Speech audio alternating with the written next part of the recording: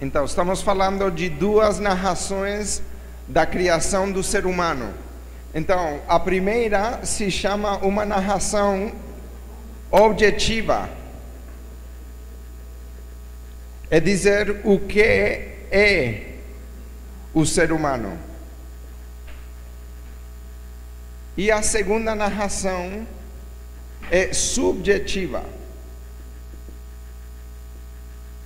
Como se percebe o ser humano.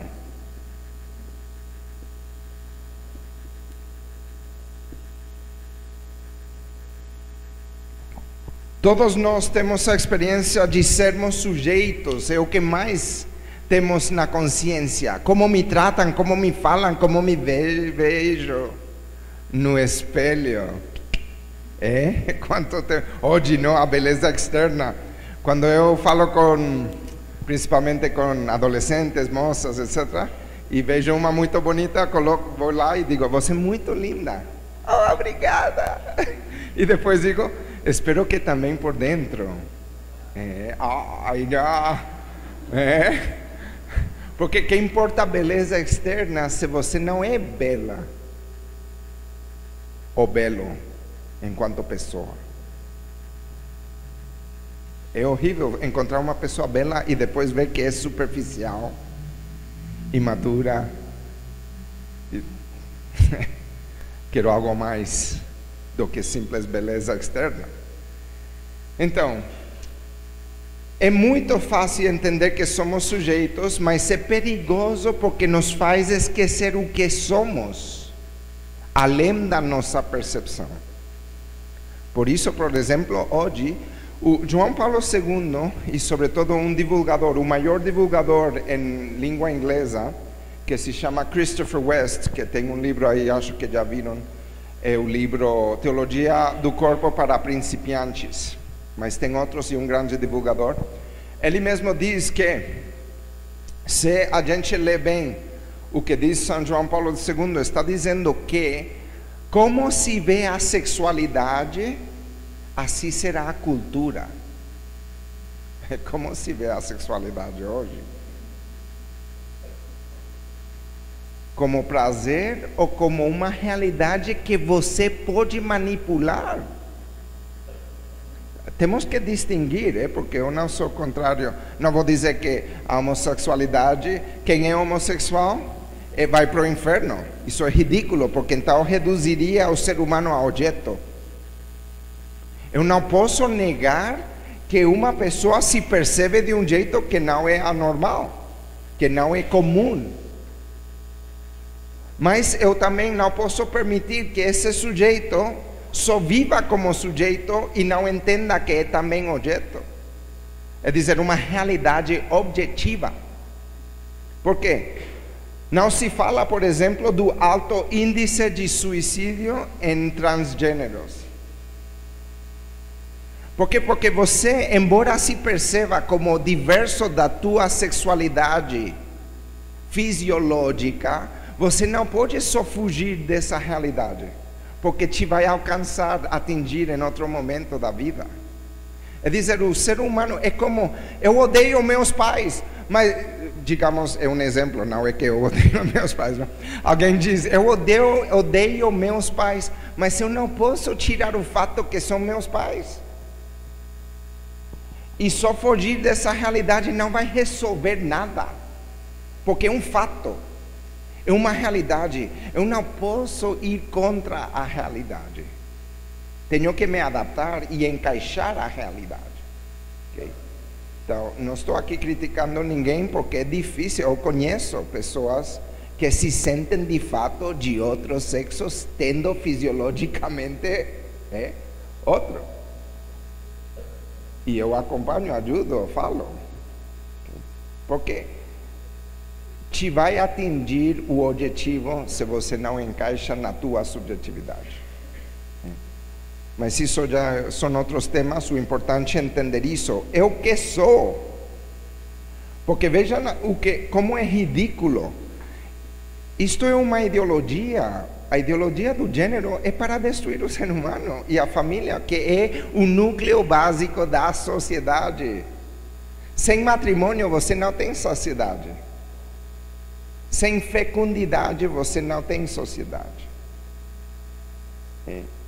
Então, o que acontece? Que se quer colocar a percepção de si como mais importante da tua realidade objetiva. Como se você pudesse mudar a realidade. Que isso é muito perigoso pensar desse jeito.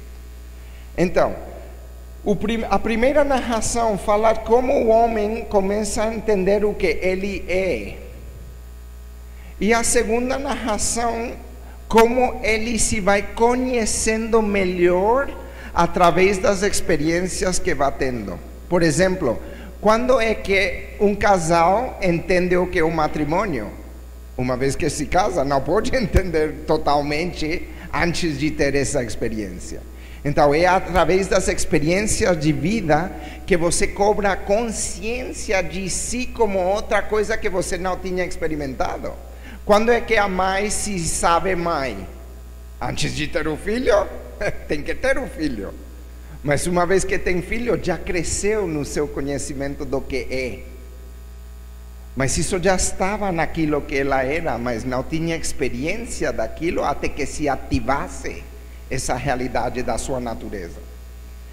Então, é muito importante pensar no ser e existência em si de cada ser humano e como se tem consciência de si, que é o aspecto subjetivo. Eu não posso tratar umas pessoas só desde o ponto de vista objetivo.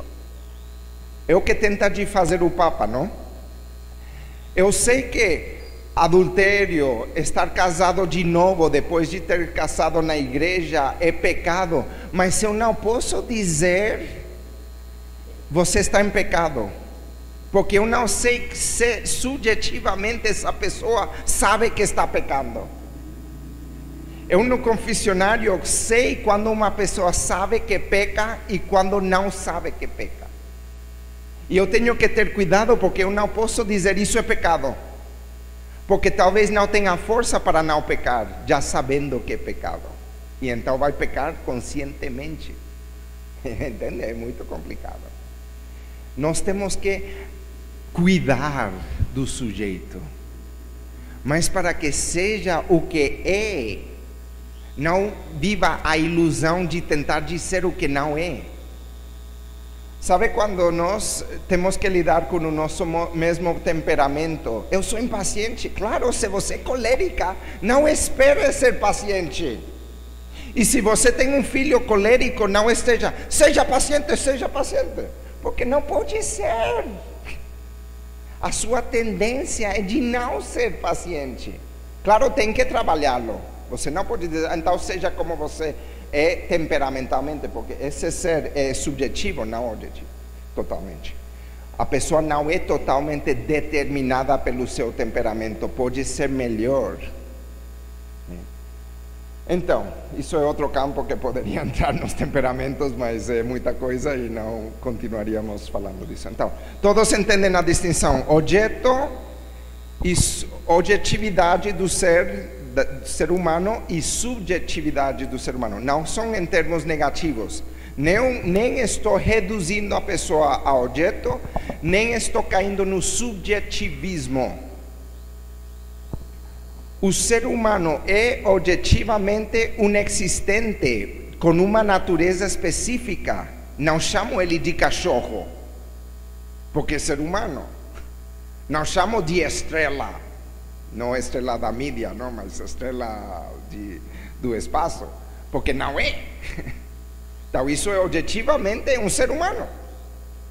Subjetivamente é um sujeito que tem a capacidade de se formar, de se projetar, de se destruir também.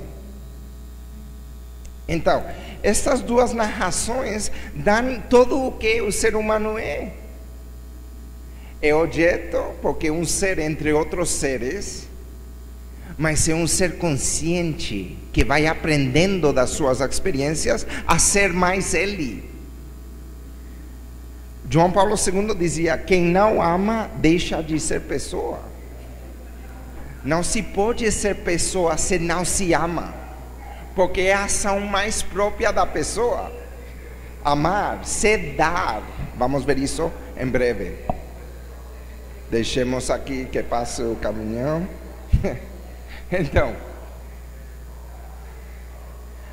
diz aí, a análise das relativas passagens do livro do Gênesis, sobretudo o capítulo 2, levou-nos já a conclusões surpreendentes que dizem respeito à antropologia, isto é, a ciência fundamental acerca do ser humano, contida neste livro.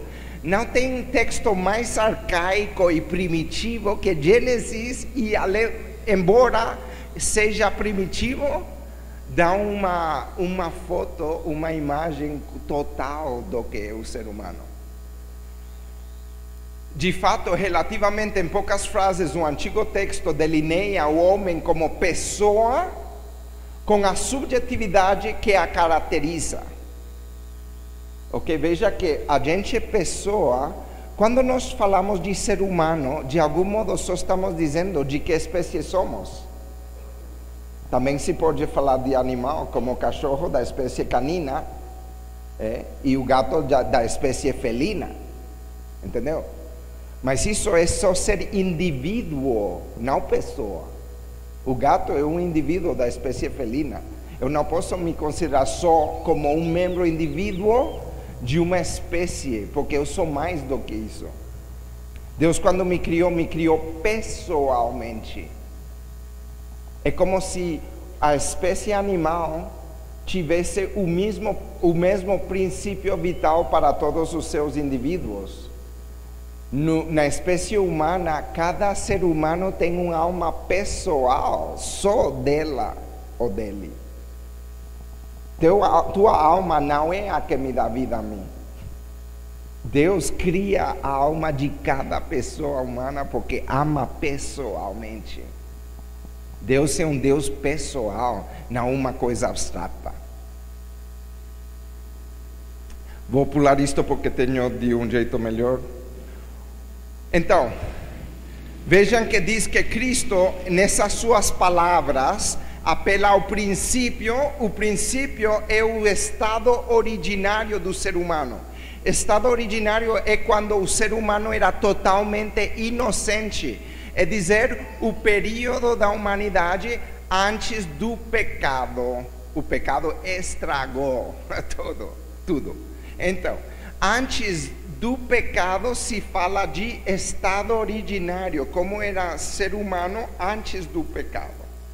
Antes de ter experiência de ir contra Deus. E por isso se pode chamar o homem originário ou o homem da inocência no estado originário. Então, vamos ver três coisas. Já falei: solidão, unidade e nudez, que são três experiências humanas que enriquecem o conhecimento de si mesmo para o ser humano. Então, lembrem sempre, porque aqui já é um compêndio pedagógico, sempre se sabem um pouco de inglês, como se diz soul em inglês? Son, não? S-U-N. Então, solidão, unidade e nudez. Sempre tem que pensar nestas três coisas em cada etapa do ser humano. Originário, histórico, que é o nosso, e escatológico, ou da glorificação no céu. Mas sempre se vai ter solidão, unidade e nudez, como expressão do que é o ser humano. Então, o primeiro é essa solidão. Não é bom que o homem esteja sozinho. E o homem deu nome a todos os animais domésticos. O que significa isto? Isto significa que o homem é capaz de conhecer as coisas, de entender as outras coisas. Por isso é o que significa que o homem deu nome a todas as coisas. Sabe que algo é animal, que algo é pedra, que algo é inanimado, que algo é animado, que tem vida, que não tem vida, que é mineral, etc. O homem tem conhecimento do seu entorno. E que tipo de experiência vai tendo? o ser humano, lembrem que sujeito é tomar consciência de uma nova experiência. Ele é um ser humano objetivamente, mas vai se conhecendo subjetivamente, tendo experiências diversas de si mesmo. Então, o ser humano toma consciência de não ser como os outros corpos dos animais. Hoje, se tem confusão, se trata um cachorro como se fosse ser humano. E tem cientistas que dizem, é errado tratar um animal como ser humano, porque não respeita a natureza do animal. Ai, mas tem a sua cama, roupinha. Ok, não estou dizendo que tem que matar os animais, tem que valorizar, porque criatura, tudo que Deus fez é bom. Eu tenho problema com a típica pergunta de criança: meu cachorro vai estar no céu comigo? Se eu fosse grosso e negativo, eu diria não. Mas não posso dizer sim, porque não é exatamente assim. Então eu respondo: tudo o que é bom está no céu, porque ao menos está na mente de Deus, porque Ele criou o cachorro. Entendeu? Então, primeira consciência: meu corpo não é como o corpo de um gato. Você vê um gato, você faz assim um gato, o que faz o gato? E se você ficar aí 1 hora, vai ficar aí. Você pode dizer, não seja besta. Você pode responder. Você não reage do mesmo jeito. Você não se deixa levar só pelo impulso. Quando o cachorro tem fome, vai comer. Quando está em calor, vai ter relação, não? Copular, porque em verdade nem é relação, se chama outra realidade, não? Mas o ser humano, tendo paixão por alguém, querendo ter relação sexual, pode dizer não, porque pode ser dono de si. O ser humano é ser humano porque dá sentido às coisas. Imaginem que eu digo, vocês me convidam na sua casa e me perguntam, você que é o que mais gosta? E eu digo feijoada, por favor, com todos os elementos, porque às vezes tenho feijoada e um pouco de linguiça e basta, não? Linguiça, feijão preto. Não, tem que ter tudo, e com torresmos, couve e laranja ao final. Bem que eu não só vivo num lugar, tento de entrar em contato com a cultura. Então, imaginem que vocês me convidam e no momento que apenas colocam o prato na mesa, eu faço assim. Vocês que vão dizer assim, vão dissimular, padre, nós não sabíamos desse modo de comer feijoada, não, para não dizer, você é um animal. E eu diria, não insultem os animais, não? Porque é pior do que isso. O ser humano é ser humano porque dá sentido, cria mediação entre um estímulo e a sua reatividade. Se ele só tem estímulo e reage, não é ser humano. Não está agindo como um ser humano. Quero prazer, faço. Não, tranquilo. É o contexto onde se pode fazer isso. Porque o ser humano é um ser ético. Suas ações fazem mal ou fazem o bem a esse sujeito que o faz. Então, solidão significa que o ser humano cobra consciência de ser diverso do que os animais, dos outros seres vivos. Você não é uma planta, você não é uma vaca, você não é um cachorro, não é um porco. Você é um ser humano distinto dessas realidades. Então essa é a primeira consciência que cobra o ser humano. Eu digo que o bebê, quando nasce, não deveria ver a cara feia do médico. Deveria haver o sorriso da mãe, porque o sorriso da mãe é a primeira ação humanizadora desse novo ser. Não é em verdade a primeira, porque uma mãe boa já fala com o bebê já começa a tocar, e quando pula, diz, tempo para descansar, estou cansada. O bebê já sabe a música que gosta a mãe, entende a voz. Quando ele escuta a voz da mãe, já está. Escuta a voz do médico e diz, entende? É horrível o aborto porque se diz que o bebê não tem sensação. Claro que tem. É um ser espiritual, embora não esteja desenvolvido.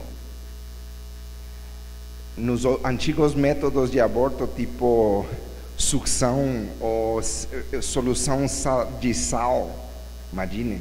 Se vê o feto depois, assim. Como vai ter uma expressão de medo se não tem sensitividade? E essa sensitividade ou sensibilidade é humana, não é animal. Então, desde o início está à procura da sua identidade. O mesmo Papa, que é filósofo, faz esse hífen, coloca o hífen entre id, entidade. Por quê? Voltemos ao que eu falei de objetivo e subjetivo. Você, como sujeito, tem que encaixar o que você é objetivamente. Então, id em latim significa mesmo, idem. Idem, quando você num trabalho científico quer citar o mesmo lugar que é anterior e não quer escrever tudo, coloca idem ou ibidem no mesmo lugar. Então, idem é mesmo. Entidade é entidade, aquilo que existe como um ser. Então, o próprio do ser humano é procurar que ele seja de fato o mesmo que ele é. Entendem? Aqui se vai delineando duas coisas, por isso eu falei de antropológico e ético. Então, antropológico é a verdade sobre o que é o ser humano, o que é o ser humano, a parte objetiva, também subjetiva, mas neste momento.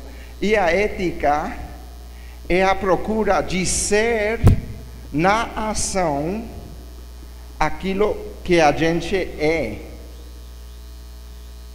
Se eu não faço coisas espirituais, não sou fiel à minha dimensão espiritual. Eu me reduzo à corporeidade, não à espiritualidade. Tiro fora a espiritualidade, embora eu tenha. Tem pessoas que dizem que não tem religião, mas veem futebol como se fosse uma divindade. Não podem perder o jogo de tal time. Isso é um reflexo da procura de transcendência, de religiosidade mal entendido e mal encaminhado, mas é reflexo do espírito. Então, eticamente eu procuro ser aquilo que eu de fato sou, mas tenho que descobrir. Esse é o problema, que não sabemos o que somos. É só através das experiências da vida. Quando eu encaro uma dificuldade, pensando, não vou poder, é demais, e supero, eu digo, já vira Mulher Maravilha, ou Superman, Por quê? Porque diz, eu já superei, como não vou superar a seguinte dificuldade? Mas se não tem experiência de superar uma dificuldade, vai pensar que não pode fazer nada. Identidade significa tentar de ser aquilo que de fato sou. Esse é o problema da ideologia do gênero, porque é uma crise de identidade, porque eu não procuro ser o que eu sou, procuro ser outra coisa do que eu sou.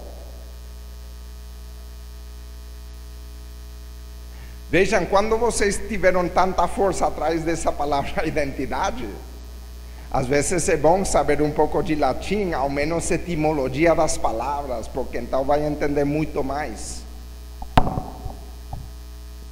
Depois, autodefinição e autoconsciência. A solidão significa a subjetividade do homem, a qual se forma através do autoconhecimento, em contraste com o conhecimento do mundo visível. Eu começo vendo, uma criança começa vendo as coisas, não?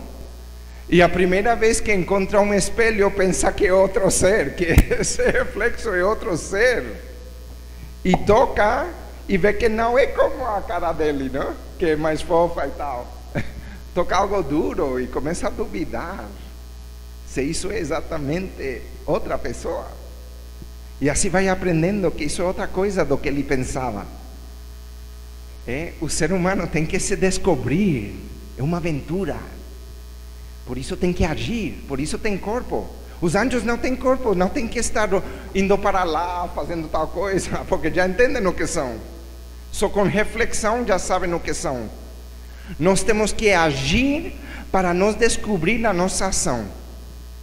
Quando você faz mal a uma pessoa, você começa a entender que isso não vale a pena. Quando você começa a trair um amigo, começa a entender, ou quando sofre a traição de uma amizade, você começa a entender que isso não é bom. Temos que nos estudar. Nós somos o nosso manual de conhecimento da pessoa humana. A pessoa humana se conhece lendo sobre a pessoa humana, observando as pessoas humanas e se conhecendo porque é pessoa humana. Então, se começa conhecendo a realidade, se compara e diz, eu não sou assim. Então, seguinte pergunta, o que eu sou? Se não sou aquilo. Deus proíbe o conhecimento, a árvore do conhecimento do bem e do mal. Por quê? Porque não existia o mal. Se não existe o oposto, para que você tem que conhecer se não existe? Entendeu? Lembra que Deus diz que tudo era bom. Não existia o mal. Então, Ele coloca uma prova, porque sem prova você não se conhece. Deus, um bom pai, prova seu filho. Não dá tudo o que quer o filho. Vocês sabem, essas mães que protegem o filho de tudo. Não toque isso, não coloque isso na boca, não faça isso. Depois, não cria anticorpos. E qualquer coisinha já cria doença no bebê. É natural que o bebê coloque poeira do chão na boca. Não vai morrer. Mas, tenho que evitar tudo. Você está destruindo esse ser. Não deixando que passe pelas fases normais da vida. Não deixo minha filha sair porque pode ser estuprada ou podem assaltar ela. Então, que vai ficar em casa a vida toda? E se você morrer? Então, ela não está preparada para a vida porque você não deixou, você não colocou à prova. Por isso Deus diz, não existe o mal, mas vou falar daquilo para ver como fazem. E que é o terrível no ser humano, terrível, curiosidade. Em inglês se diz, curiosity killed the cat. Não? A curiosidade matou o gato. Porque estava curioso de algo, de uma bomba ou o que for, e bum! Já não está mais o gato, não? Então, o que acontece? Curiosidade. O que é isso? O que? É como minha mãe, uma vez minha mãe disse, eu estava doente, me deu uma aspirina que se chama Tylenol, não? Eu sou alérgico a dosagem forte de Tylenol. Então, mas eu não sabia. Experiência, não? Que se vai conhecendo. Então, minha mãe falou, eu vou embora e volto rapidinho. Não comer as peras que estão na geladeira. Porque falou. Peras? Eu falei, peras? Eu não sabia que tinha peras. Vou à geladeira e como uma pera, não? E depois de comer, começam a sair bolas na minha pele. Claro, o que vou pensar? Que Deus me castigou porque eu desobedeci minha mãe. Comi uma pera e o resultado foi isso, é que coincidiu com a reação do medicamento. E eu aí já era um pouco vaidoso, também só tinha 8 anos, mas em New York se é um pouco precoce, não? Vou ao espelho e digo: ah, vou ficar assim para sempre, não vou ter namorada. E minha irmã faz pior, chega da escola e me vê e diz: oh Deus, oh meu Deus, o que te aconteceu? Então vejam, eu conscientemente, subjetivamente, eu fiz o mal e eu estava sofrendo por meu mal, que foi desobedecer minha mãe e comer a pera, quando objetivamente não foi a pera. Vão entendendo a distinção entre objetivo e subjetivo? Objetivamente, o que me deu essa reação foi o medicamento, mas subjetivamente eu estava sofrendo psicologicamente por ter desobedecido minha mãe. Então Deus quer que nós tenhamos experiências para nos conhecer. O Adão e Eva eram novinhos.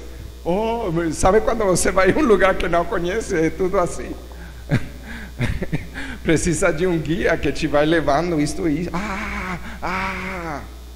Então é isso que acontece com Adão e Eva. Cada vez que entendem algo sobre si, ficam: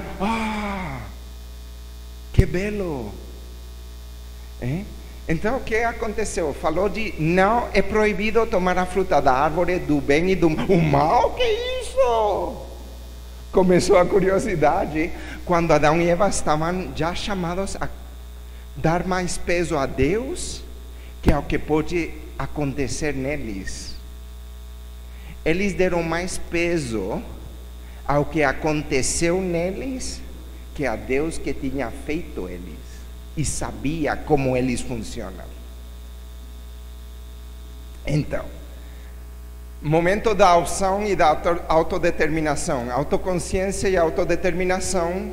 Solidão implica estrutura ontológica e autocompreensão. São termos muito filosóficos, mas basta ser. Ontológico significa ser, eu sou, existo. E autocompreensão é me entender, evidentemente. Autoconsciência e autodeterminação. Porque eu me conheço, tenho consciência do que eu sou e o que posso fazer. Porque sou livre, me posso determinar, fazer melhor, decidir a fazer algo. Mas essa autodeterminação requer de autoposse e autodomínio, que é o que mais nos falta.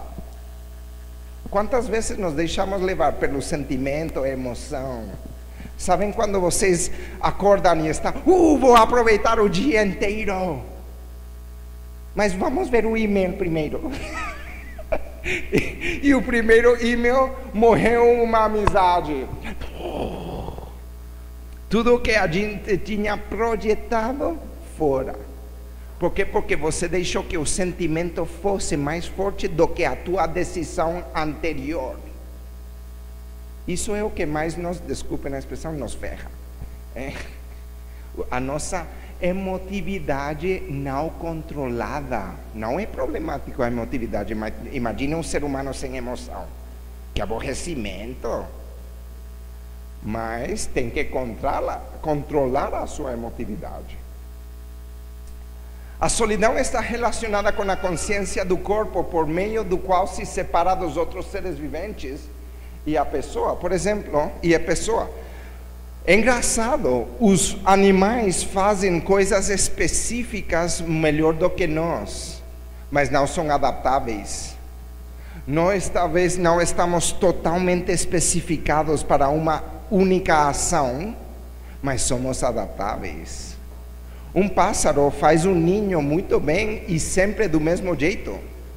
Você não vê um pássaro dizer: hoje eu vou mudar, vou fazer um ninho tipo arranha-céu, porque o meu dono estava vendo um filme de Nova York e eu vi, pensei, isso eu vou fazer também. Não faz, porque não tem essa natureza, não é livre, não tem intelecto, não tem vontade para realizar algo além do que ele pensa saber fazer. Então, é pessoa, nós somos distintos dos animais porque somos pessoas. Pessoa significa ter uma natureza tal que eu posso dispor da minha própria natureza. É horrível, mas se pode ver do lado negativo, eu posso me matar. Sendo um valor, eu posso me matar. Isso não é possível se nós fôssemos só natureza, porque a natureza significa fazer as coisas como se devem fazer. Um animal está feito para agir assim, sempre vai agir assim. Um ser humano não, pode não agir como deve agir. Então, o que é isso? É uma transcendência que leva ele ou a ela a poder dispor de si mesmo. Isso é transcendência que vai além de si. Agora sim, a pessoa humana tem 3 características. Primeiro é sujeito, é dizer autoconsciente. O mais importante do sujeito é ser autoconsciente. Eu sei que eu penso, eu sei que hoje eu tenho problema, eu sei que me sinto doente hoje. Isso é autoconsciência. Isso é autoconsciência imediata, mas pode ser mais importante ainda. Eu tenho um projeto, eu sou consciente que vou ser melhor, que hoje vou amar mais Deus, que hoje vou ajudar meu próximo. Mas também o ser humano, como vimos, primeira narração, objeto, a pessoa é um objeto entre outros objetos do mundo. É um ser estruturado de uma natureza específica, do mesmo jeito que um animal é um ser estruturado de uma natureza específica. Só que a natureza nossa é racional, que implica ter espírito, o qual os animais não têm, que são simplesmente sensitivos, é dizer, tem um princípio vital que permite ao animal ter sensação, coisa que não tem a planta. A planta só é vegetativa, é dizer, só cresce e se nutre, só isso. O animal cresce, se nutre e sente. O ser humano cresce, se nutre, sente e pensa. E, finalmente, a maravilha da pessoa humana é que se transcende, portanto, podes agir sobre si. Só se pode usar o reflexivo para o ser humano. Eu me desenvolvo. Quem é o sujeito disso? Eu. E quem é o objeto? Eu. Entende? Esse eu que eu sou é tanto sujeito que age quanto objeto que recebe a ação. Por isso todas as palavras que começam com auto são importantíssimas. Autorrealizar-se, autoconhecimento, autoconsciência, autoposse, autodomínio, autodeterminação. Porque é o que eu faço sobre mim mesmo. Então eu sou uma tarefa para mim mesmo. O ser humano é histórico, ou caminha ou morre, ou age ou não vai ser nada. Mas isto não é religião, não pensem que isto é religião. Isto já sabiam os pagãos. Um pagão antes de Cristo, no tempo de Cícero, começa sua obra histórica com uma reflexão filosófica. E diz assim: todo ser humano que quer superar os outros seres viventes, é dizer, ser mais do que os animais, deve se empenhar com todo esforço para não passar a vida em silêncio, é dizer, sem fazer nada. Como as ovelhas que a natureza modelou, inclinadas ao chão e obedientes ao ventre, ao estômago. O que você diz de uma pessoa que só vê televisão e come? O que você diz? O que você quer dar um chute na bunda e mandar fora da casa? Faça algo. Eu tenho um tio que é autodidata, toca violão clássico como um profissional. Ninguém ensinou ele. Faz violão ele mesmo, com a madeira das árvores que tem no sítio. Mas não quer trabalhar, só quer ficar no sítio. Não vende o violão. não tenta ir a um show para tocar. Então você fica com um tipo de sabor amargo na boca. Que pena! Tanta capacidade, tanta potencialidade não atualizada. De que serve ter potencialidade se você não atualiza? Se você não ativa o que você pode fazer? Uma das coisas que são piores para o ser humano é a preguiça, porque o ser humano só se desenvolve agindo. Por isso São Paulo usa o termo caminhem no Espírito, caminhem na novidade da vida, porque caminhar no Novo Testamento significa comportamento religioso cristão, moral. O que você faz implica caminhar para o céu ou afastar-se do céu. As suas ações não são indiferentes. Não posso dizer, não, eu não faço nada, mas que importa, não estou fazendo mal a ninguém, se está fazendo mal a todo mundo. Porque você está criando um vazio. Você poderia estar atingindo, por exemplo, imaginem que eu não quisesse falar hoje. Nem conheceria vocês, nem tentaria de tocar vocês, porque falava não sei quantos Walter e tanto Viviane como eu dizemos, basta uma só pessoa, porque pode fazer uma diferença. Claro, melhor que seja mais. Então, lembrem que a pessoa é pessoa porque é tarefa para si própria.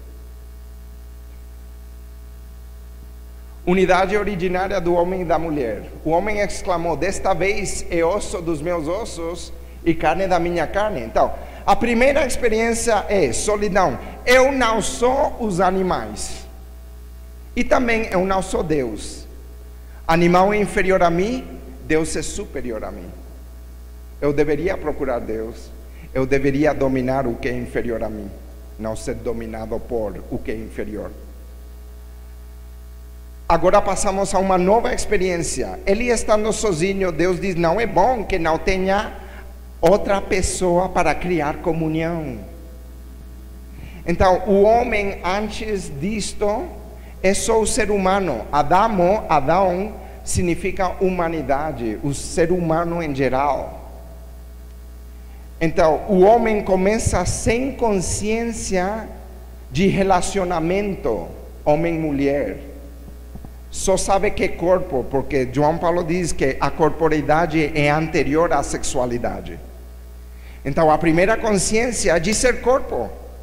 Então, é um modo primitivo, não é que Deus criou a mulher assim como diz o texto, porque é um modo de expressar um ser humano que é impulsionado pelo Espírito para transmitir uma verdade espiritual com linguagem humana. Então, Adão, em verdade, significa a consciência da humanidade, da sua corporeidade, não da sua sexualidade. Porque depois da criação de Maria, já não fala de Adamo, fala de Ish e Isha. Ish, Isha. Ish é homem, ou varão, e Isha, mulher. Então, esse ser humano que se sabia corpo, vai cobrar consciência de ser uma pessoa que alguns têm sexo masculino e outros sexo feminino. Então, imagine o homem que fica todo aborrecido porque vê o cachorro e quer falar com ele e diz, ei, como você está? E o cachorro faz, uou, uou, uou, uou. Vai à montanha, vê uma montanha e sube e diz, me ajuda a subir? Nada, nenhuma resposta. Entende? Imagina estar num lugar sem outra pessoa.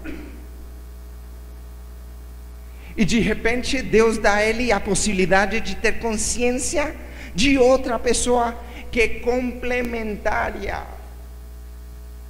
Então, diz, quando ele vê a mulher, não vê a sexualidade, vê outro ele. Primeiro que faz é ver outro ele, porque entende que tem as mesmas capacidades, que é pessoa, que tem dignidade. Então ele fica, fenomenal, Desta vez sim, é osso dos meus ossos, carne da minha carne. Quer dizer que é um corpo igual a mim. É um corpo igual a mim. Vejam como a consciência de corporeidade é anterior à consciência de sexualidade. Mas que faz? A primeira reação é: oh, outro eu. Mas depois vem um pouco mais. Entendem? A primeira reação é de se aproximar porque se vê a si mesmo nela. Mas depois, olhando bem, começa a dizer: tem uma forma um pouco diversa da minha. Talvez até fez assim: o que é isso? Mas não com maldade, com simplicidade, ingenuidade. O que é isso? Porque lembra que estava nu. Que problema tem? O que é isso? Então começa a dizer: ela é igual, mas também é diversa. Ela é igual a mim, mas também é diversa.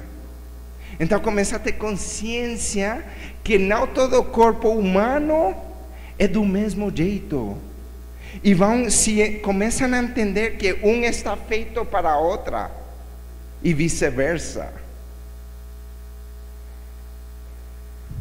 Então, unidade e dualidade. Consciência que as pessoas, o homem e a mulher, são iguais por uma parte e diversos desde outra perspectiva. O corpo revela o ser humano. O corpo revela o ser humano. E depois essa consciência de serem diversos cria comunhão, porque complementariedade. Se eu pego o cabo do laptop e pego outro cabo de outro laptop e começo a juntar, vocês que dizem? Que diriam vocês se me vêm pegar um cabo e outro cabo e querer conectar? Que diriam? Inútil.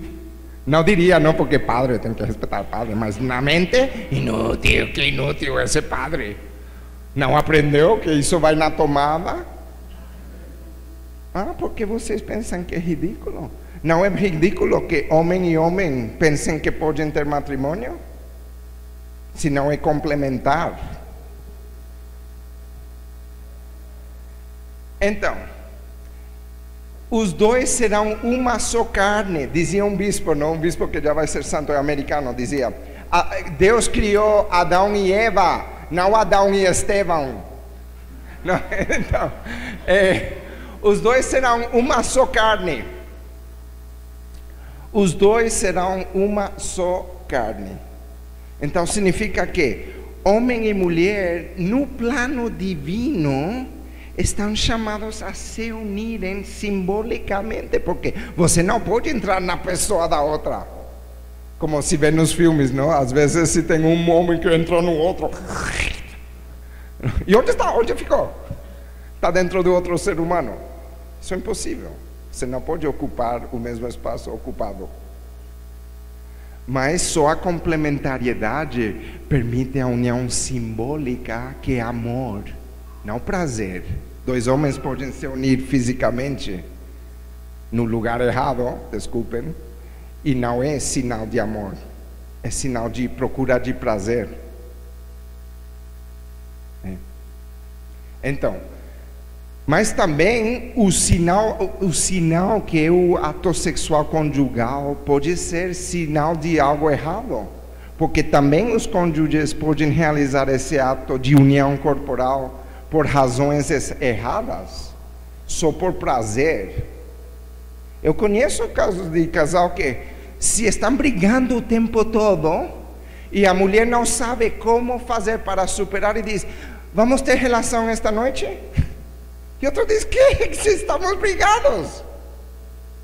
O ato sexual não remedia o se perdoar. Outro: eu quero sexo e se não me dá você, vou com outra coisa. Tem homem que, se a mulher não está em casa, se masturba. A masturbação vai substituir a pessoa. O ato sexual não é para sentir prazer. Dizia já Santo Tomás de Aquino, que é super normal e senso comum, bom senso para dizer este princípio. O prazer sexual está ordenado ao ato e não ao contrário. Você não faz o ato sexual para ter prazer. Você tem prazer quando faz o ato sexual. Porque, embora é concomitante, a prioridade tem o ato, não o prazer do ato. Porque, afinal, para que se tem órgãos sexuais se não é para procriar? Também para outras funções, mas numa hierarquia de valores, o valor de procriar é muito mais forte de outros usos. Você não pode procriar sem órgãos sexuais. Então vocês têm que pensar, o último significado básico do órgão sexual necessariamente foi criado por Deus para ter outros seres humanos, para criar comunhão de pessoas. Os dois serão uma só carne, se unirão de um jeito que manifesta autodoação. Se exprime e realiza esse ser uma só carne no ato conjugal. Não pode se tratar do corpo e do sexo fora da plena dimensão do homem e da comunhão de pessoas. O sexo exprime uma sempre nova superação do limite da solidão do homem. Este limite contém certa assimilação da solidão do corpo, do segundo eu como própria. É dizer, quando no ato sexual eu sinto o casado, o cônjuge, sente o outro cônjuge como sendo ele ou ela mesmo. Os dois são um. De fato, ao final das catequeses se fala da espiritualidade conjugal. Um casal que não procura Deus juntos não vai ser uma só carne. Por isso é perigoso. Não estou dizendo que é impossível, mas cria dificuldades o casamento misto, seja de religião, seja de modo de ver a sexualidade e a família. Imaginem um casal que um quer ter filhos e outro não. Está estragado. Vocês acham que vão viver em harmonia? Se pode superar, não estou dizendo que é impossível isso, mas que à primeira vista causa problemas. Não estou dizendo que não, porque o amor é mais forte que a morte, diz a Escritura. Pode superar qualquer coisa, mas tem que ser amor. Mas como você vai ter amor se não tem coincidência de valores? Papa Bento XVI, já matei o São Bento, Papa Bento não, e canonizei, não? Então, Papa Bento, na sua encíclica sobre Deus Caritas Est, Deus é amor de caridade, não qualquer amor, esse amor desinteressado, usa de novo este mesmo pagão que eu citei, ele usa uma definição dele sobre a amizade para definir o amor. O Salustio, que é o autor romano que escreve, diz: idem vele, idem nole, eademum firma amicitia est. Uma firme amizade, e Bento diz, o amor é quando duas pessoas querem as mesmas coisas e rejeitam as mesmas coisas, que significa conformidade de vontade, quando os dois procuram o mesmo. Como vão procurar o mesmo se um é católico e outro muçulmano? Pode ser, porque se amam Deus, estão procurando a mesma coisa, entende? Eu não estou negando a possibilidade de matrimônio misto, mas só pressupondo que estão dispostos a procurar a mesma coisa. Eu vejo Deus deste jeito, você vê deste jeito, mas os dois vamos procurar Deus. Então tem consonância, entende? Sempre se pode superar o limite. Mas o problema é que essa superação não é algo evidente. Se tem que lutar para ter essa conformidade de vontades. Se as duas pessoas não procuram o mesmo, não rejeitam o mesmo, vão ter briga. E não só briga normal que tem casais. Vocês já sabem, os casais sabem que basta Basta o mais banal, a bobagem mais estúpida que existe para criar briga num casal: creme dental. A mulher sabe que se puxa por atrás, vai sair tudo ordenadamente, e assim já ao final não vai ter que buscar algo para raspar aí, para que dizer. O homem vamos. Você vê o creme dental e tem a forma da mão do esposo. Só isso cria briga. Mas isso é normal, contanto que você não leve essa briga a briga existencial. Quando você sabe que os valores comuns são mais do que isso, porque isso banal, isso não é um valor. Como você pegar o creme dental não tem muita importância, entende? Mas o que você crê sobre religião se é. Na hierarquia de valores, não é o mesmo matar uma pessoa e matar uma galinha. Entendem? Então, a unidade ao qual estão chamados o homem e a mulher para criar comunhão é uma união que deriva de uma escolha recíproca que estabelece o pacto conjugal entre as pessoas. Vejam que o matrimônio é um pacto conjugal, um acordo que os dois têm que ser fiéis a esse pacto. Escolha, que é autodeterminação que se apoia na autoconsciência. A união conjugal pressupõe madura consciência do corpo, sobretudo na entrega recíproca de pessoas. Um matrimônio é dizer: eu te valorizo. Eu te valorizo. E essa valorização recíproca vai criar outro ser que vai ser valorizado e vai valorizar. Assim se cria uma humanidade que procura a civilização do amor e não da morte. Então, estamos começando a tratar um termo importante, que é autodoação. Mas antes de ver isso profundamente, vamos ver a N. Então, solidão, que me faz ver que não sou como os animais. Unidade, que homem e mulher são iguais e diferentes. Iguais enquanto que são seres corpóreos racionais, diversos enquanto sexuados diversamente, masculino e feminino. E agora vamos ver nudez. Estavam nus e não sentiam vergonha, diz o texto do Gênesis. A vergonha é experiência não só original, mas delimitadora. Original, nus sem vergonha. Histórico, nus com vergonha. Então, o ser humano, antes do pecado, quando via a nudez do homem, da mulher, não pensou: vamos lá. Não dizia isso. Se maravilhava, entendia o espírito que está nessa realidade corpórea, procurava a comunhão, os valores, não só via um objeto de prazer. Mas com o pecado já se tem vergonha do que a gente é, como que não é equilibrado já o corpóreo e espiritual. Eu sei que sou espiritual, mas não sei manifestar a minha espiritualidade através do meu corpo.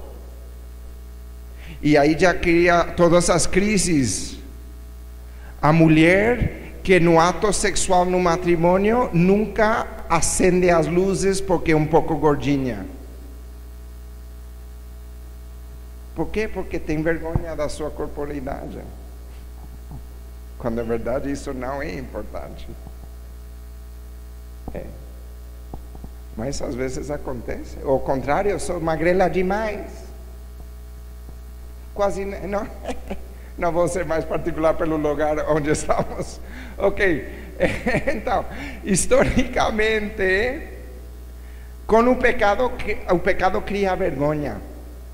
Sim, eu quase choro quando leio de novo o pecado em Gênesis. Por quê? Porque antes diz que Deus caminhava pelo jardim com Adão e Eva. É dizer, comunhão com Deus. Já tinham um tipo de comunhão com Deus que tinham que melhorar, tinham que progredir nessa comunhão com Deus, porque estavam aprendendo. Mas que acontece? O pecado e já tem vergonha de si mesmos. E por primeira vez Deus sai e diz: onde estão? Onde estão? A primeira vez que Deus saiu e tinha que procurar eles. Porque o ser humano, pelo pecado, começou a ter medo de Deus, por ter medo de si mesmo, por não se compreender. Quebrou a capacidade de compreensão de si. Então, a mudança da consciência do corpo diante de Deus, das criaturas e entre homem e mulher, é mais do que passar de não reconhecer a reconhecer. Surge da sua consciência do bem e do mal. Quando nós fazemos algo bom, não? Quando uma criança faz algo bom, o que faz? Chega nos pais, o que faz? Corre aos pais e: eu fiz isto! Eu fiz. Às vezes você pensa que é bom e é ruim, e já a reação é... Mas quando faz a coisa boa, imediatamente vai dizer: eu fiz. Porque sabe que isso merece louvor. Mas quando faz besteira, se esconde. Chega papai, se escuta a chave, e eu estou embaixo da cama. Falo isto por experiência própria. Eu recebia pancada mínimo 3 vezes a semana, não? Porque eu morava em um apartamento em Nova York, um adolescente com uma irmã mais velha, 4 anos mais velha, e a seguinte irmã também 6 anos depois. Com quem ia jogar? Com quem? Me digam vocês. Se não é fazendo bagunça na casa ou saindo com os amigos que a mãe não sempre gostava. Então, claro, quase 3 vezes a semana eu fazia algo que merecia. E não sempre, alguma vez não merecia tanto, mas fazer o quê? Então, vejam que a nossa consciência de aquilo que antes não existia, cria problemas para nós. Antes não existia o mal. Por que pecou Eva? Porque diz, ela viu que a fruta era bela e bom para comer. Se deixou levar pelos seus sentidos, não pelo que tinha dito Deus. Lembrem, tolo o viajador, por se distrair, esquece para onde vai. Adão e Eva tinham que pensar em Deus e pensaram mais numa fruta que em Deus. E infelizmente não sabem como estragaram a nossa vida. Então, pudor. Vejam que antes não existia nem vergonha nem pudor, porque pudor também é um cuidado prudente. Vergonha é exagerado, é algo negativo. Pudor é respeito por aquilo que eu sou, porque eu sei que eu posso fazer coisas ruins com aquilo que eu sou. Então eu tento de proteger, de não colocar em risco a minha sexualidade. As crianças têm um forte sentido de pudor, por isso é tão horrível a pedofilia ou abuso de menores, porque você traumatiza totalmente esse ser para sempre. Porque eles se protegem, eles têm um sentido do próprio valor, e embora não saibam explicar porque não se deve, não permitem. Eu sei de uma menininha de 3 anos que a mãe estava com o pai, então o pai não podia entrar no banheiro de mulheres. Não. Uma mulher pode entrar nos banheiros homens e não vão dizer muita coisa, mas se um homem entrar dos mulheres, já sabe.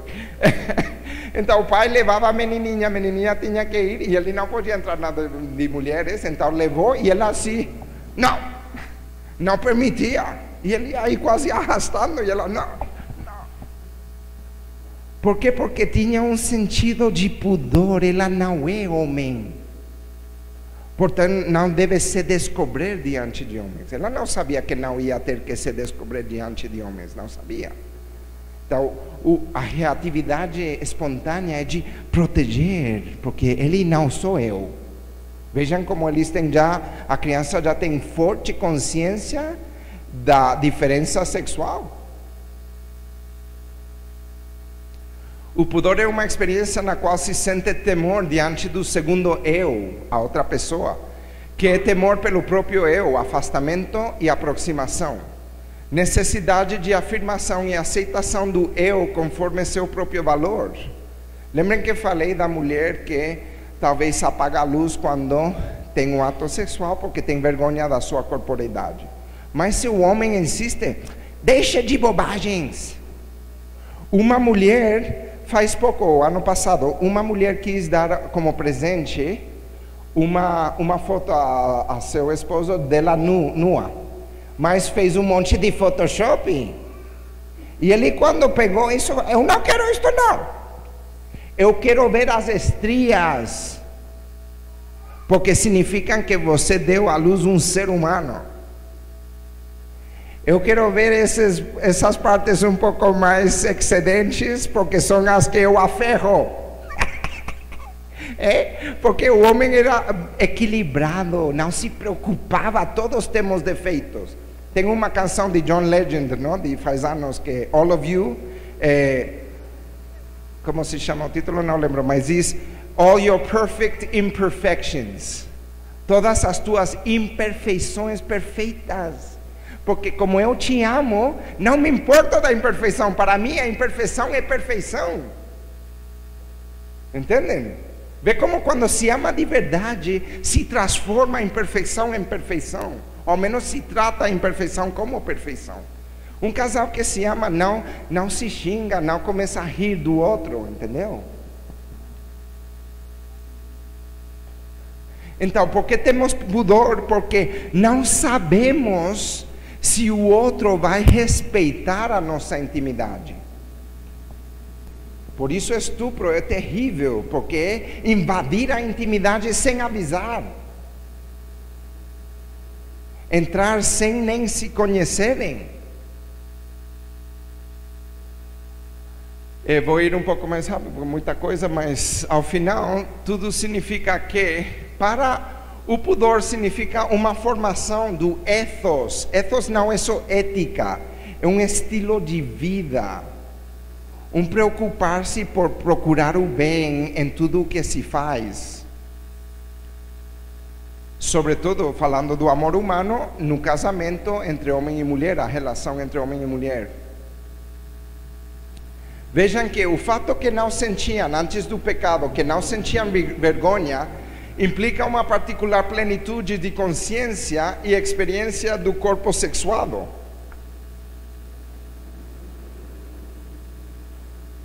Nudez, consciência de ser um para o outro, na inocência original do conhecimento. Comunicação, expressão recíproca com base na comum união de sujeitos que são pessoas. E aqui temos que evitar esta seguinte coisa muito importante aqui. O corpo apresenta o homem, mas tem uma luta entre um critério naturalista e um critério personalista. O critério naturalista vê o outro ser humano como corpo para aproveitar-se desse corpo. O que me pode dar esse outro corpo? É o critério naturalista. E o critério personalista é como posso respeitar a dignidade dessa pessoa e dar algo conforme a sua dignidade. O único modo de dar a outra pessoa algo que merece é amá-la. O único que verdadeiramente corresponde na relação de um ser humano com outro, de uma pessoa no respeito da dignidade do outro, é amar essa pessoa.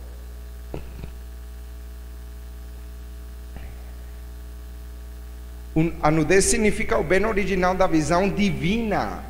O homem e a mulher entendiam que estavam feitos para si no respeito da lei de Deus e na criação de comunhão de pessoas. Então, o valor puro do homem como varão e mulher, valor puro do corpo e seu sexo, visão interior, comunicação na plenitude de humanidade, complementariedade recíproca e se tem o dom recíproco para cada um, que é o significado esponsal do corpo. O significado esponsal do corpo significa que eu tenho consciência que eu posso me dar corporeamente a outro ser, na complementariedade. Portanto, tem que ser homem e mulher. Então, talvez não vou bem, mas aqui está o nível originário de ausência de pudor, onde a visão era exterior e interior. Vendo o corpo, se via também a interioridade da pessoa antes do pecado. É isso que temos que recuperar. A dignidade da pessoa como valor e dom, critério personalista. Quando se tem, depois do pecado, pudor e vergonha, se tem concupiscência, uma mudança do olhar. Quantas vezes a mulher, o casal, não, está na praia e a mulher faz isto ao homem constantemente? Não estou dizendo que Marcelo faz o que Vianney faz com ele. E ele diz, que? Não estou vendo nada. Ai, sim, não está vendo nada. Não? Ela está aqui, o homem aqui, passa uma menina belíssima. Por que me bate? Não estava fazendo nada. Não? O homem discreto coloca óculos escuros e faz assim. Mas está errando ainda, embora pareça discreto. Tem uma canção do filme Liga da Justiça, não? Everybody Knows, essa cena que estão passando coisas caóticas. E uma delas diz, everybody knows that you're discreet. Todos sabem que eres discreto. Mas porque tem um anseio de conhecer um monte de pessoas sem a tua roupa. É dizer, você pode ser discreto e parecer que você é normal, vai à missa, trabalha e tal, quando você está cometendo adultério. Porque tem essa vontade de estar com outras pessoas, outras mulheres, sem a tua roupa. Um modo de dizer, tendo ato sexual. Então, quando se tem mudança do olhar concupiscente, se reduz a visão da pessoa só a visão exterior. Igual que Eva fez com a fruta. Só viu que era bela, não entendia que era pecado fazer isso. O homem que olha para a mulher ou vice-versa e quer algo a mais, esquece que isso é pecado. Usar a pessoa como objeto, isso é o critério naturalista, não personalista. Ver o outro como objeto para mim, não como outro sujeito. Portanto, nós temos que fazer o esforço de voltar a uma ausência do pudor, por assim dizer. É dizer, um esforço por ver a pessoa exterior e interiormente, sobretudo no matrimônio. Os casais têm uma experiência mais ou menos disto, ao menos no casamento. Ao início, a primeira vez que estava nus, talvez... E ele já na cama e ela aí com a camisola, não? Querendo fazer um pouco de preâmbulo. E ele já tira isso. Não, tranquilo. Mas já depois de anos, tranquilo, não passa nada. Se vê já a beleza da outra pessoa sempre, interior e exterior. Depois... O que acontece é que este esforço moral é difícil de realizar, tentar de ser como antes do pecado. A concupiscência leva a uma ruptura da unidade espiritual e somática do ser humano. O ser humano não se entende como um ser equilibrado, unitário. Sente o espírito empurrar para cá e o corpo empurrar para lá. É o que diz São Paulo quando diz não seguir as tendências da carne, porque a carne é contrária ao espírito e o espírito contrário à carne. Não quer dizer que o corpo é negativo. A carne é quando o corpo não quer ver o interior do outro. Aí é errado. E isto nos leva a uma coisa terrível, que é a emocionalização da consciência, que é como equivalente psicologicamente à concupiscência. Por quê? Vocês têm estado à beira de um lago ou do mar quando está super tranquilo e transparente, não? Tem essa experiência? Se você deixa cair o anel, por exemplo, cai o anel, porque está calmo e transparente, você vê onde está o anel. Então só mete a mão e pega. Mas se alguém mexe a lama que está no baixo aí, na lama, no momento que você vai pegar, envasa a água e o que acontece? Você já não vê, então faz assim. E talvez nem encontra estando aí diante de você. Isso é o que nos acontece quando somos emocionalizados. Quando nos deixamos levar pelo sentimento, por exemplo, de raiva, de impaciência, de alegria excessiva.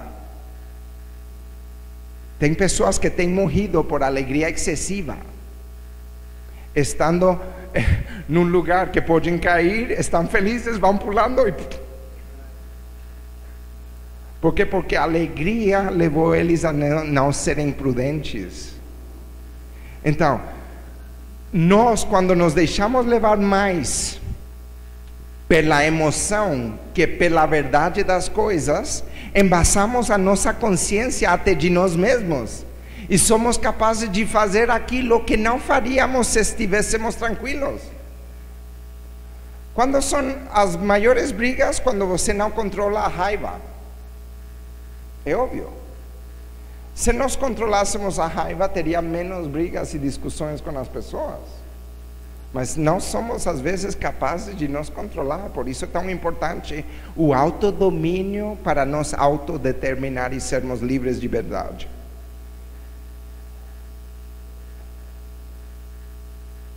Então, começamos um aprofundamento nesta categoria que é importantíssimo para entender a comunhão de pessoas e o significado esponsal do corpo. O Papa, poderíamos dizer que este é o texto básico de toda a teologia do corpo. O texto básico sobre a qual é como o alicerce da teologia do corpo. É um documento do Vaticano II que se chama Gaudium Spes, Alegria e Esperança. No número 24, parágrafo 3, diz o seguinte: mas ainda, quando o Senhor Jesus pede ao Pai que todos sejam um, como nós somos um, isso também significa comunhão com Deus e entre nós, sugere abrindo perspectivas inacessíveis à razão humana, que dá uma certa analogia entre a união das pessoas divinas entre si e a união dos filhos de Deus na verdade e na caridade. Nós temos que criar união entre nós na verdade e na caridade para sermos semelhantes às pessoas divinas. Deus adora os paralelismos. Ele quer que nós façamos o mesmo que Ele é. Ele é comunhão, quer ver em nós comunhão. Mas quer ver comunhão não falsa, não aparente, na verdade e na caridade. Pensar mais no outro que em mim mesmo é caridade. Mas aqui vem o princípio sobre o qual se baseia a teologia do corpo. Esta semelhança com Deus, com a comunhão de pessoas que Deus é, esta semelhança torna manifesto que o homem, o ser humano, única criatura sobre a terra a ser querida por Deus por si mesma,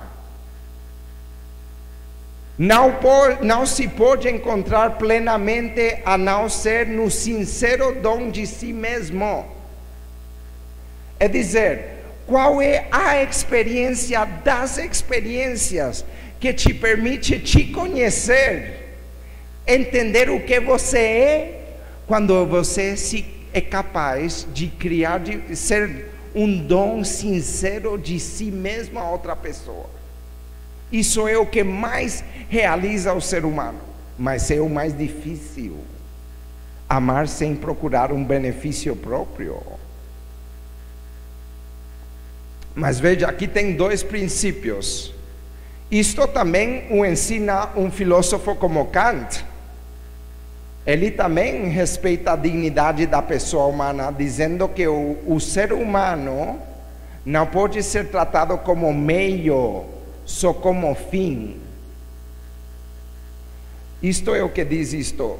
Única criatura sobre a terra a ser querida por Deus por si mesma, é dizer, toda pessoa humana, cada um de nós, é um fim em si mesmo. Eu não posso usar Marcelo para atingir algo. Eu vou ser caridoso com alguém porque já sei que quando eu faço algo caridoso me dá R$1.000. Isso não é dom sincero de si, é manipulação.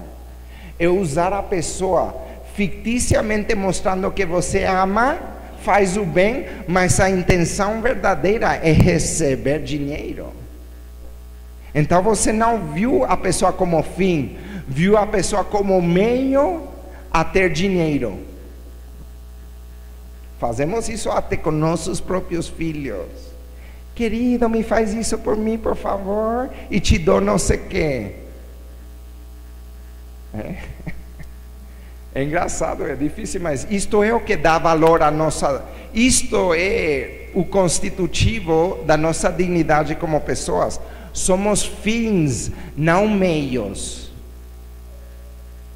Por que é horrível a escravidão? Porque você usa uma pessoa como se fosse uma máquina, uma ferramenta. Não corresponde à dignidade dessa pessoa, porque não trata ela como fim. Então esse é o primeiro princípio. Todo ser humano é um fim, não um meio. Portanto, eu não posso tratar a minha esposa ou meu esposo, se é o caso da mulher, como um meio de prazer. Cuidado, cuidado, cuidado. Tem homem, por exemplo, com o problema de pornografia, que quando tem uma relação com sua mulher, não está vendo sua mulher, está vendo a mais bonita que viu na pornografia. Isso é esvaziar a dignidade de sua mulher, porque a mulher pensa que está apaixonado por ela, quando em verdade está pensando naquela que viu na pornografia. É horrível isso. Esvaziar de sentido a própria mulher. Ou a mulher que sabe que um homem vira mais tranquilo se tem a relação, então só faz para que ele fique tranquilo. Não é o fim do ato conjugal. Então, acho que já é tempo, não? Sim? Só que este é o texto essencial, é dizer, se vocês têm que entender como se constrói toda a teologia do corpo, é sobre isto. A pessoa, outra pessoa, toda pessoa humana é um fim, não um meio. Portanto, meu trato tem que ser de sujeito a sujeito, não sujeito objeto. Entendem? Então, vamos deixar aqui. Vamos chegar ao essencial. Este é o conceito essencial. Se vocês têm que lembrar de algo, é só isto.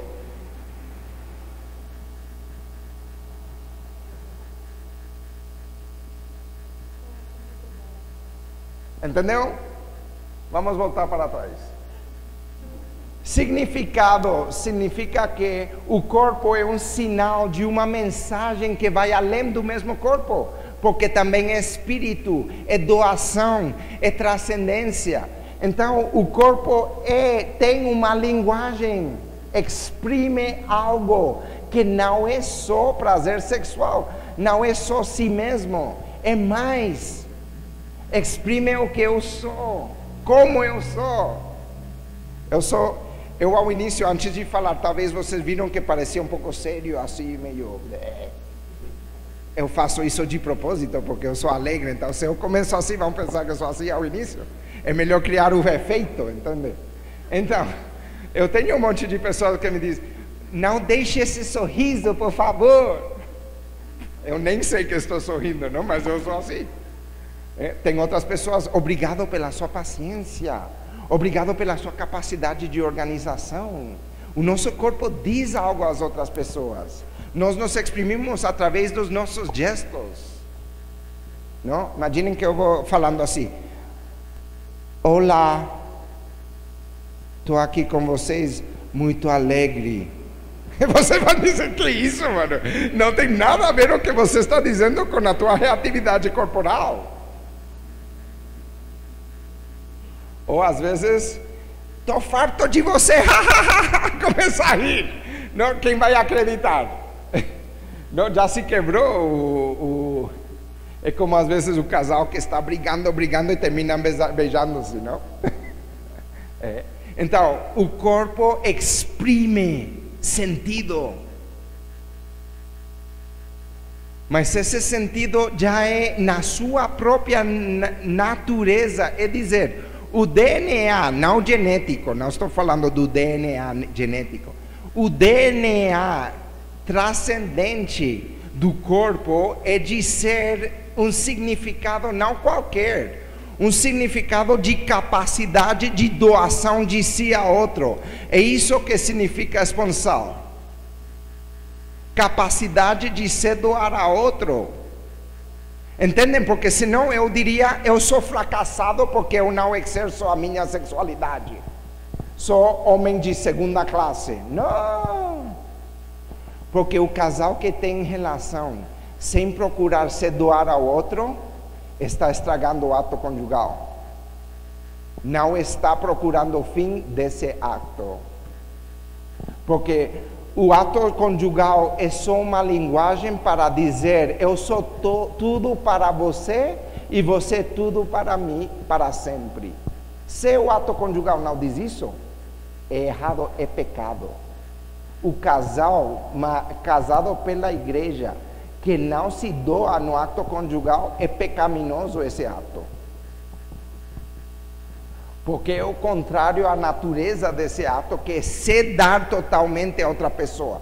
Então, qual é a diferença entre um casado e um célibe? O célibe quer se dar totalmente à pessoa divina, sem passar pelo amor humano de vida matrimonial. Mas o casal, amando-se um ao outro, juntos têm que procurar se unirem a Deus. De algum modo é mais difícil para vocês. Vocês têm que amar uma pessoa muito e juntos amarem Deus. Eu tenho que amar todos.